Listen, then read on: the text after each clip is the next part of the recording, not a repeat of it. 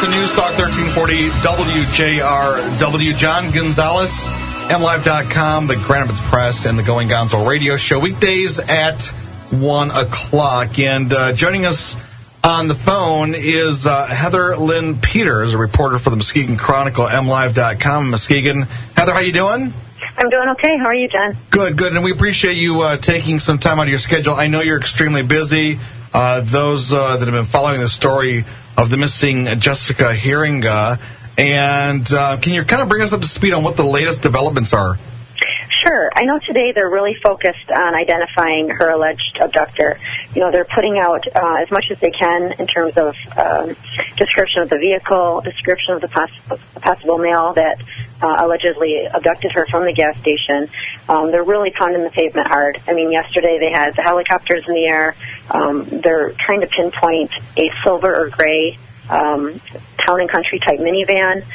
They've got numerous tips. I know last night they had just a slew of new tips come in. So today they're really hitting those hard. Heather Lynn Peters from the Muskegon Chronicle, MLive.com in Muskegon. I know it's a busy day because you're following all the developments, but what is the mood of Norton Shores? Now, Norton Shores, for everyone, is kind of a suburb, right? A close community near Muskegon. Correct. You know, I think if you drove through Norton Shores right about now, just about every business you're going to come across has a poster of Jessica on their door. There's, the word is spreading fast, not in just Norton Shores. I mean, you go to a Muskegon gas station, like I did today, and there's a poster of Jessica right on the front door. People are talking about it. Some are very sad, some are very nervous. Some still have some hope that this is going to come out okay. That's what we're hoping for the family.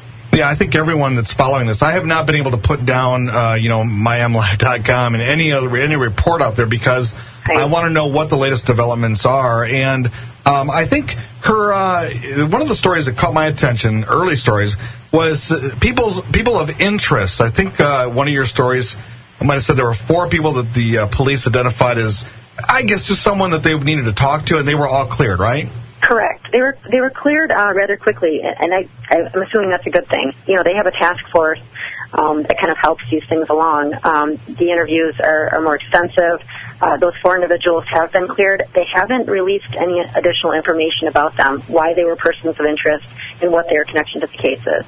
I think another interesting development in the case, like I said, I've read every single story. I can't put this down just because I can't believe this happened. The owner of the gas station, Sternberg Exxon there in Norton Shores, at first I think he did talk to the Chronicle, right? Correct. We spoke off the record briefly, and then, on the record he just doesn't feel comfortable commenting at this time.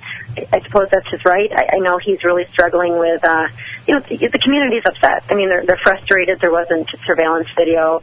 They're frustrated that he's not come out more publicly about speaking about this disappearance. I can't get it in his head. I don't know why he feels the way he does, but, maybe he'll speak later when he's more comfortable. Yeah, and I think I saw a report, or maybe it wasn't in our story, maybe it was somewhere else, where he was advised by his attorney not to talk. Has that been confirmed? Correct. Yes, that is what I wrote. Yeah, he has been advised just at this point not to say anything. Not to say anything, yeah. And I think that's probably the frustrating thing for a lot of people that are following this, right? Because you want to hear exactly, what is the story with the surveillance cameras? Does he have them in right now? Do you know? I did ask him that. He declined to divulge that information. However, there's a business just sort of adjacent to the gas station, and a woman who works in that business had said to me that she had been over there. They did say some surveillance cameras have since been installed. So that's positive. I mean, I'm hoping that's the case.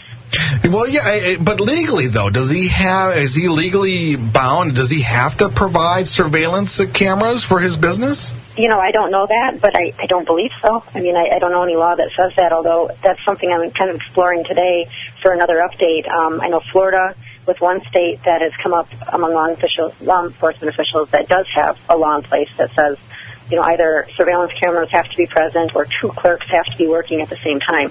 Whether that happens here in Michigan, I think it's something they have to look at. Yeah, it definitely. Now, also, I think the latest story, too, I've read, is that some people believe this may be someone that she knew, maybe a regular that, she had talked to over the months or the years or whatever, how long she'd been working there, because she was definitely an outgoing person.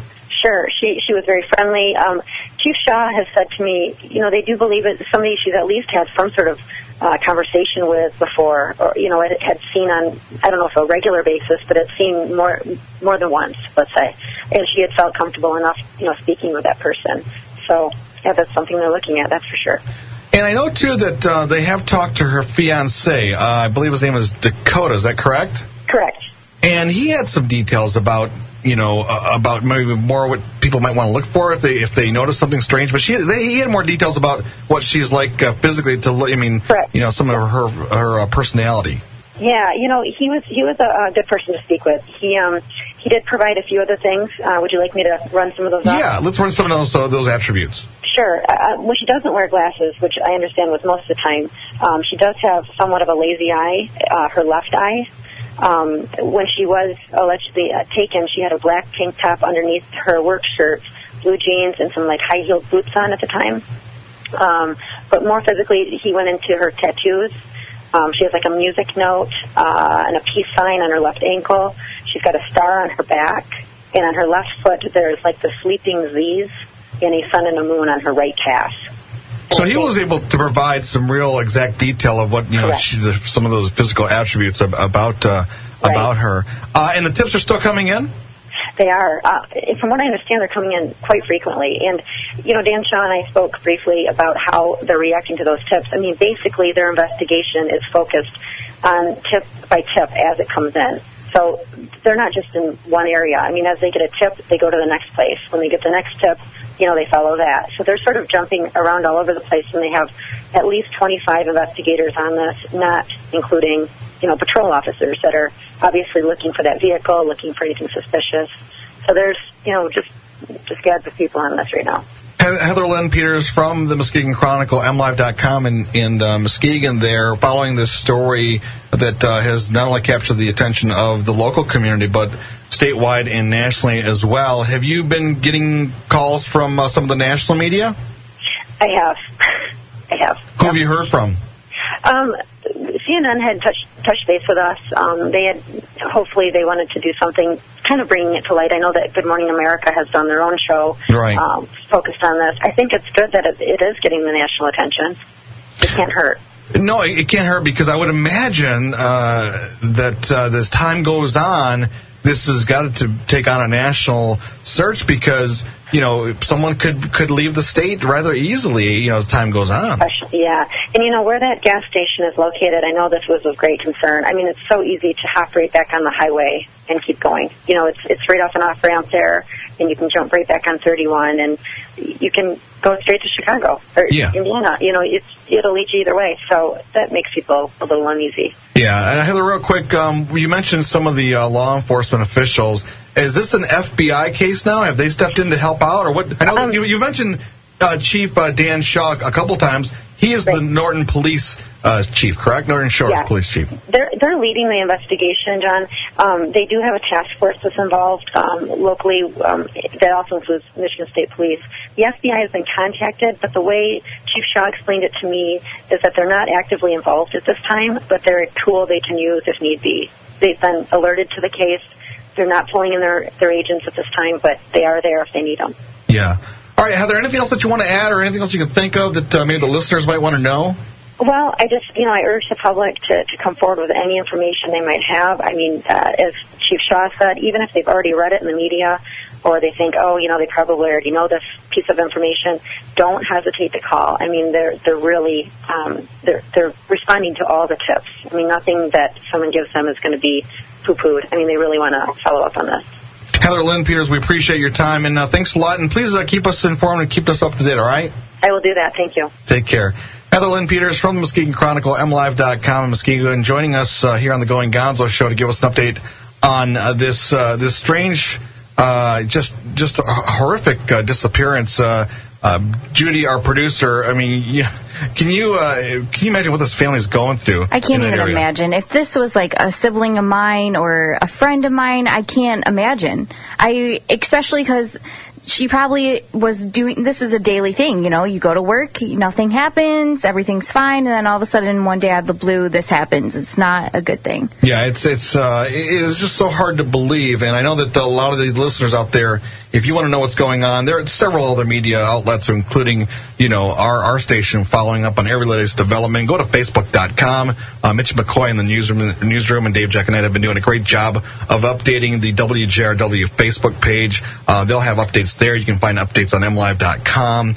Muskegon Chronicle, as you heard, Heather Lynn Peters and the crew over there working diligently to keep you up to date on everything. She did not mention the number. I think I'll do that for you. Silent Observer number is 231-72-CRIME. That's 231-722-7463. 231-722-7463. If you want to share some information or leave a tip, you can do that right there. All right, James the Game Gamble will be in here shortly with local news. We'll do ABC News at the bottom of the hour. And then we're going to talk to Sammy T from TV Grapevine. What's going on with Dancing with the Stars? We'll tell you all this and more on the Going Gonzo Show on News Talk 1340 WJRW.